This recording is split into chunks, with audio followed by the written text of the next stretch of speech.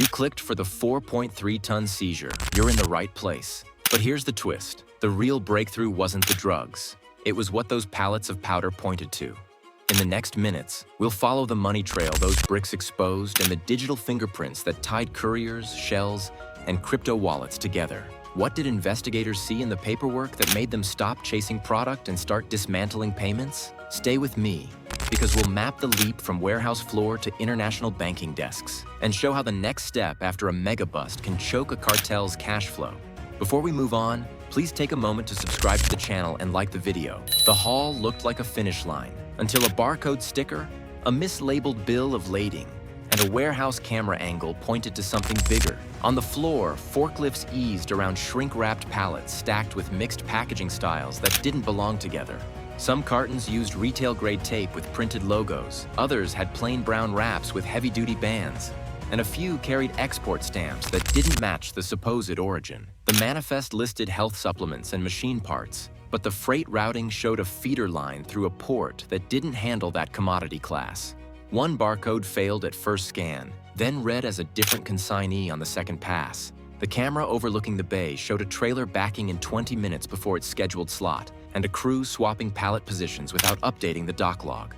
None of it fit the rhythm of a normal delivery. The drugs were obvious contraband, yet the binders, emails on the warehouse terminal, and printed routing guides showed a legitimate import chain with customs entries, vendor numbers, and insurance certificates. Why would a cartel attach documents that could be traced? Because the paperwork wasn't there to hide the product. It was there to move money. If the load reached its waypoint and got scanned, accounts payable would release funds tied to that scan, and those funds would look like standard trade payments. The risk of traceable documents became the disguise.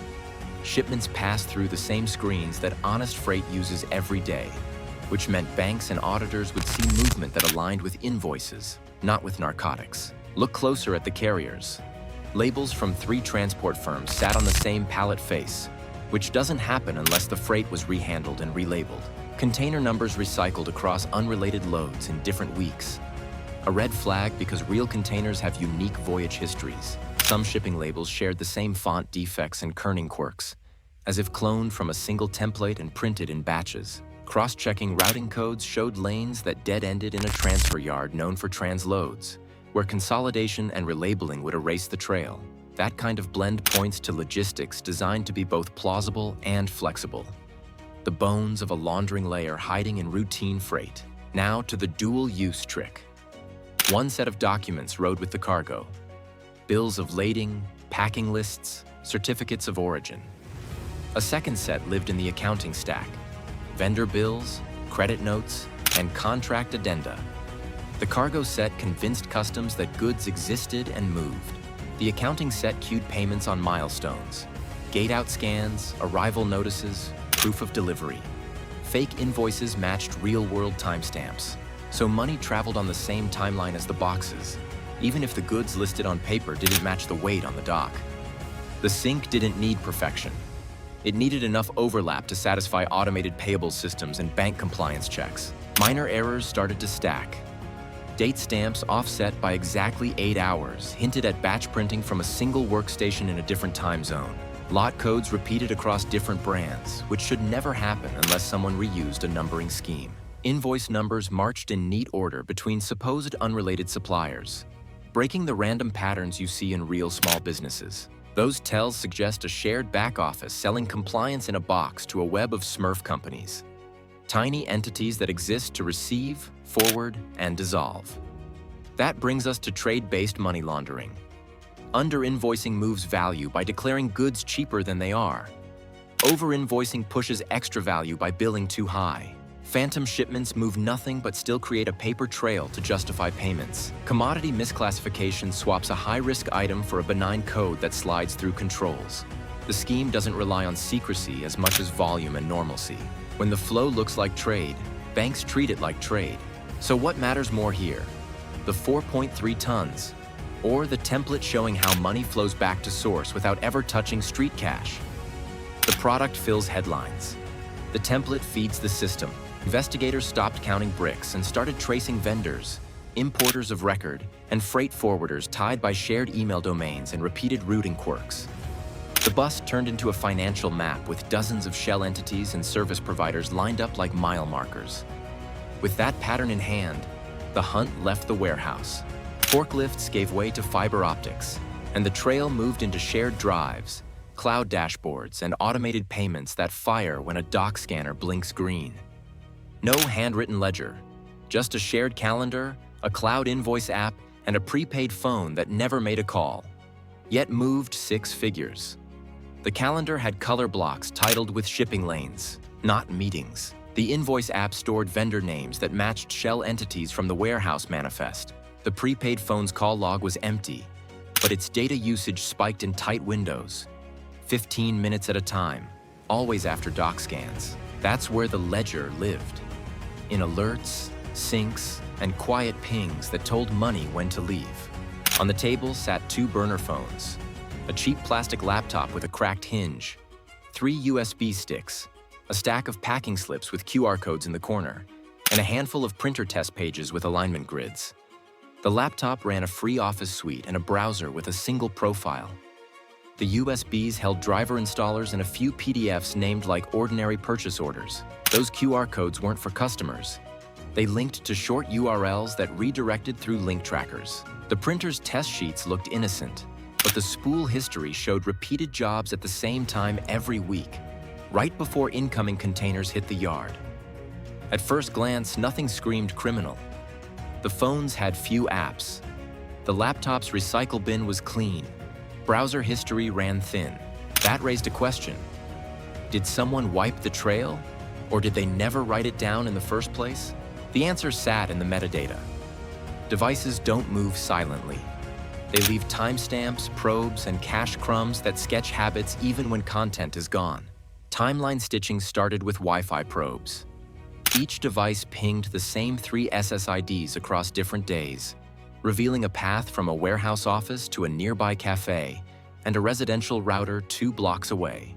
Bluetooth pings caught a handheld scanner and a label printer in range during loadouts. Printer spool logs listed document names with tiny variations, PL289_RevB or COO Final 2.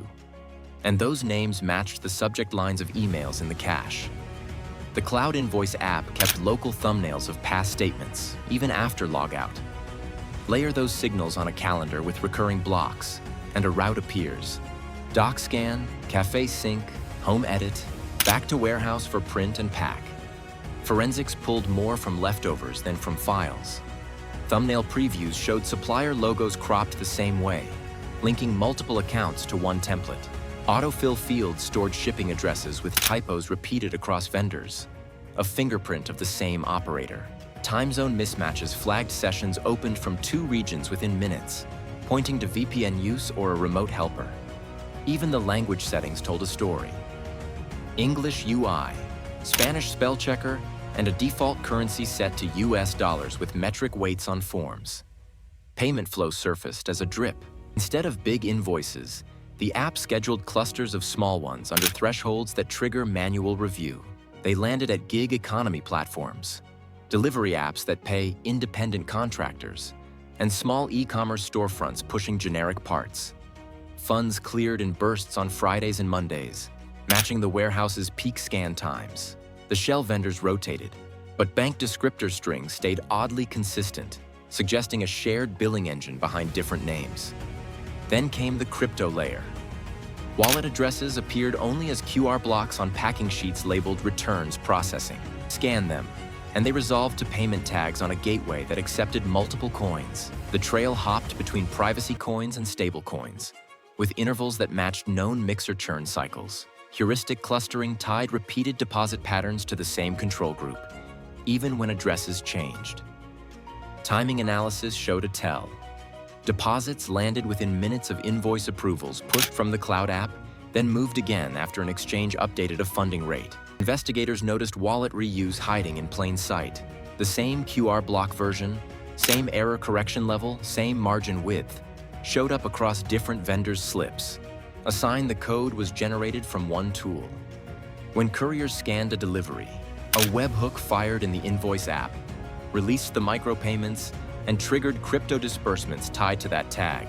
One scan, 2 rails, both green-lighted by the same quiet calendar entry. The loop snapped into focus. Delivery scan triggers invoice release. Invoice release triggers wallet disbursement. Couriers, shells, and crypto rails ran on a single cadence that never needed a ledger, just synchronized signals. With that cadence mapped, the next move isn't another raid. It's coordinated pressure across borders and banks, aimed at the moments those signals expect money to move. The fastest way to stop a cartel isn't to burn product. It's to stall receivables at 3 choke points they can't bypass. That's the play when a network runs on synchronized scans and automated payouts. You cut cash where they expect certainty. In the trade documents that trigger payments, in correspondent banks that pass dollars between countries, and in the last mile rails where crypto and cash settle the balance. Start with the 3-point choke plan. First, trade docs. Bills of lading, packing lists, and arrival notices sit in a queue inside freight forwarders and customs brokers. A subtle hold on an arrival notice or a verification request on a certificate of origin stops an accounts payable clock without raising alarms on the dock. Second, correspondent banking. Cross-border transfers ride through big banks that clear dollars, euros, and pounds. Those banks run screening on descriptors, counterparties, and timing. Insert targeted scrutiny at those hubs, and you stretch settlement from hours to days. Third, last-mile settlement.